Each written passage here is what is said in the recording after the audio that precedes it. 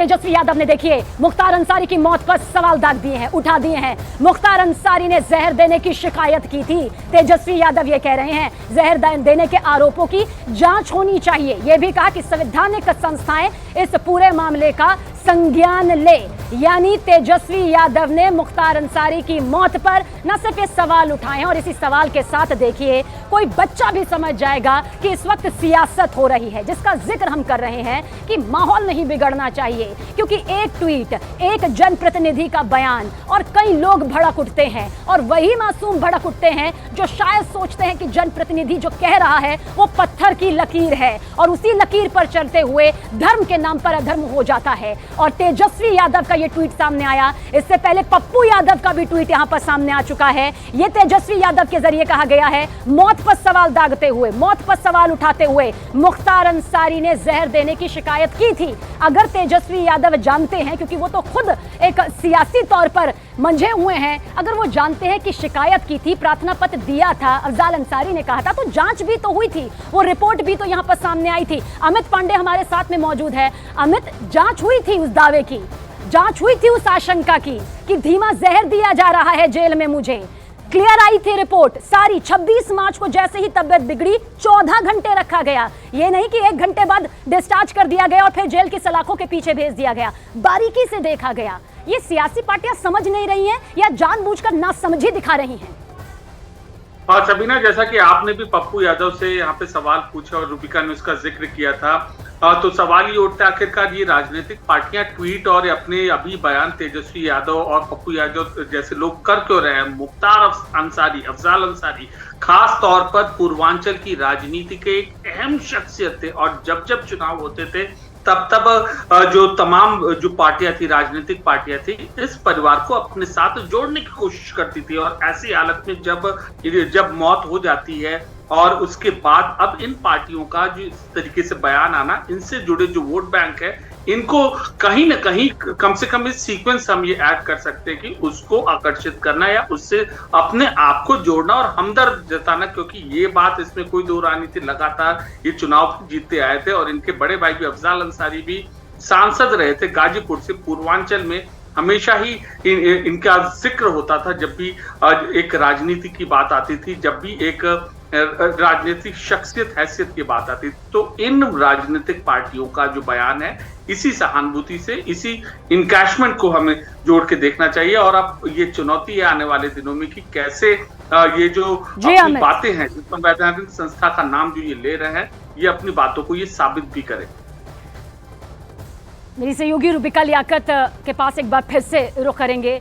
रूबिका, अभी मौत हुई है, अभी मेडिकल बुलेटिन जारी हुआ है, अभी वीडियोग्राफी हो नहीं है, डॉक्टर्स की टीम जो है वो पूरी तरह से बारीकी से रिपोर्ट यहाँ पर बनाएगी, सबके सामने रखेगी। और हम सियासत का इसलिए जिक्र कर रहे हैं क्योंकि आप बहुत पॉलिटिकल शोज यहाँ पर करके हर एक लीडर्स को बहुत करीबी से उनकी विचारधारा को समझती हैं। क्या लगता है, कुछ मिनट नहीं बीतते हैं, कुछ घंटे नहीं बीतते हैं और इस तरह के ट्वीट, जहर देने की बात, पूरी बात नहीं मालूम और आधी अधूरी बात से ही भड़काने का काम शुरू? सबीना, इतना बदकिस्मत है इस वक्त ये पॉलिटिकल डिस्कोर्स। पप्पू यादव अभी कुछ दिनों पहले उन्होंने अपनी पार्टी का विलय किया है कांग्रेस में, और पप्पू यादव ये कैसे भूल जाते हैं कि 3 अगस्त 1991 कांग्रेस के विधायक थे अवधेश राय, जिनकी गोली मारकर हत्या की थी किसने? मुख्तार अंसारी ने। जो केस डायरी थी वो गायब करवा दी थी किसने? मुख्तार अंसारी ने। आपको पता है उस केस को खत्म होने में कितना वक्त लग गया? कांग्रेस के उस विधायक के उस नेता की, अवधेश राय की हत्या के 32 साल बाद उम्र कैद की सजा हुई थी। और तब तक पूरा रसूख के साथ आतंक जो होता था, जो डर का माहौल होता था, वो आप वहां गाजीपुर में जाकर और लोगों से पूछिए, आपको वो बताएंगे। मतलब जिस कांग्रेस नेता की हत्या को अगर ये शख्स भुला दे, पप्पू यादव भुला दे, तो अब इससे आगे की बात क्या हो सकती है? 32 साल बाद जो एमपी एमएलए कोर्ट होता है, वहां पर उम्र कैद की सजा सुनाएगी। और आपको पता है जब वो सजा सुनाई गई तो हाथ जो है माथे पर रख दिया मुख्तार अंसारी ने। क्यों? क्योंकि साम दाम दंड भेद सब ट्राई कर दिया था। और अभी आप नित्यानंद राय के भतीजे से बात कर रही थी, उनके परिवार के एक सदस्य से बात कर रही थी। 2005 में बीजेपी के इस नेता की हत्या कर दी और तब वो जेल में बंद। और ऐसे बहुत से केस है, मैं कह रही हूँ आपको 61 केसेस दर्ज हैं। फिरौती, रंगदारी, अलग अलग माफियाओं से वसूली करना, अपना एक अलग से साम्राज्य, मतलब जेलर कोई भी हो, मुख्तार अंसारी चाहे वो पंजाब में बन रहा हो, चाहे वो उत्तर प्रदेश की अलग अलग जेलों में बन रहा हो, एक रसूख हुआ करता था और वो ऐसा रसूख था कि कोई कुछ कह नहीं सकता था।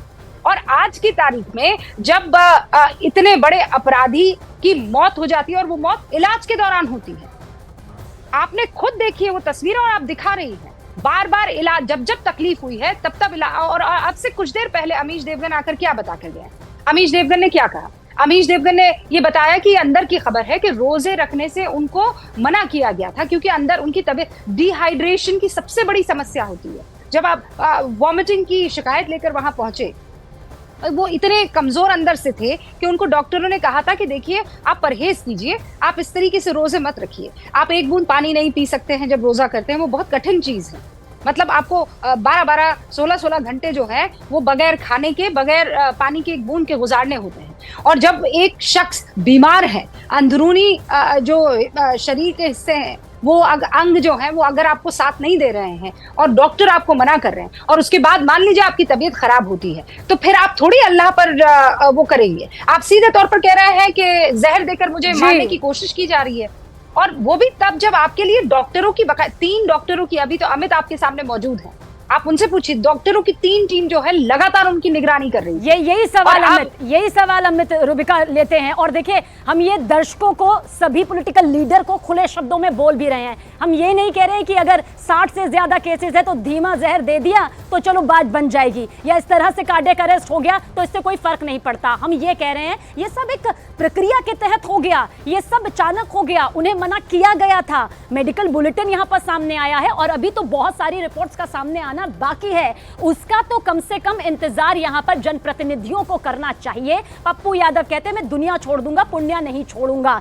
पुण्या से इतना लगाव है उन्हें, सियासत कम से कम पहले वहां की संभाल ले, समझ ले ये पूरा मामला क्या है। तेजस्वी यादव और अमित सिंह हम आपके पास आएंगे, लेकिन उससे पहले ये भी बता दें कि कांग्रेस नेता सुरेंद्र राजपूत ने भी कहा है कि मामले की जांच हो। अरे जांच तो होगी, ये रिपोर्ट्स जांच के लिए ही तो हो रही है, वीडियोग्राफी जो यहाँ पर आ रही है उससे ये जांच का ही तो हिस्सा है कि अगर मौत हुई है तो कैसे हुई है, किस वजह से हुई है। अमित, कहां पर आप हैं? क्या कुछ और खास इंफॉर्मेशन निकलकर सामने आ रही है? देखिए, इस वक्त मैं बांदा मेडिकल कॉलेज के रास्ते में हूं और मैं आपको एक तस्वीर दिखाता हूं। जो भी चौक चौराहा आएगा, पुलिस की टीम यहाँ पर अलर्ट पे ही नजर आएगी। लगातार कहीं पर 4 पुलिस वाले, कहीं पर 5 पुलिस के जवान, कहीं पर एक उनके साथ sub inspector, assistant sub inspector, inspector rank के अधिकारी लगातार पेट्रोलिंग कर रहे हैं इस वक्त, क्योंकि उत्तर प्रदेश जो है, समस्त जिला, पूरा जिला जो है इस वक्त जो है वो 144 धारा लगा दी गई है। कल जुमे की नमाज भी है। ऐसे में लॉ एंड ऑर्डर सिचुएशन कहीं से भी ना बिगड़े, कहीं से भी ना खराब हो, इसकी पूरी कोशिश जो है उत्तर प्रदेश पुलिस कर रही है, क्योंकि ये भी मालूम है कि इस पूरे मामले में अफवाह फैलाने की कोशिश होगी। सोशल मीडिया पर भी लगातार नजर रखी जा रही है कि अगर कोई भी भड़काऊ भाषण करता है तो उसके खिलाफ पुलिस जाकर सकता है एक्शन लेगी।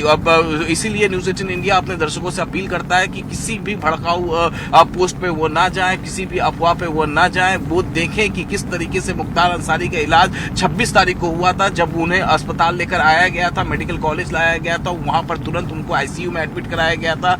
कई डॉक्टरों की टीम जो है उनकी 10 टेस्ट की थी और उसके बाद जब कुछ नहीं निकला, उनका स्वास्थ्य ठीक हुआ तो उनको वापस बांदा जेल भेज दिया गया। तो आज जैसे ही वो असहज महसूस किए, वो बेहोश हुए, जेल प्रशासन उन्हें तुरंत लेकर मेडिकल कॉलेज पहुंचता है। 9 डॉक्टरों की टीम जो है वो लगातार इनको इलाज में लग जाती है। तो जाहिर तौर पे और कोशिश होती है, कई घंटों तक कोशिश होती है, आखिरकार मुख्तार अंसारी की मौत हो जाती है। अभी जो वहां से बांदा मेडिकल कॉलेज से जो अपडेट्स आ रहे हैं कि जो 9 डॉक्टर उनके इलाज कर रहे थे, उन्होंने अपना पेपर वर्क कर लिया है, जिला प्रशासन को उन्होंने अपना लिखित तौर पे दे दिया है। सीसीयू में उन्हें रखा गया था। कार्डियक, जिनको दिल की बीमारी होती है, जो काफी क्रिटिकल होते हैं, उन्हें उनका इलाज सीसीयू में किया जाता है। अब 2 बजे रात के बाद किसी भी वक्त मुख्तार अंसारी का जो पूरा परिवार है वो मेडिकल कॉलेज पहुंचेंगे और उसके बाद जो है वहां के जिला प्रशासन और डॉक्टरों से वो बातचीत करेंगे। पोस्टमार्टम होगा, 5 डॉक्टरों की टीम और वीडियोग्राफी होगी।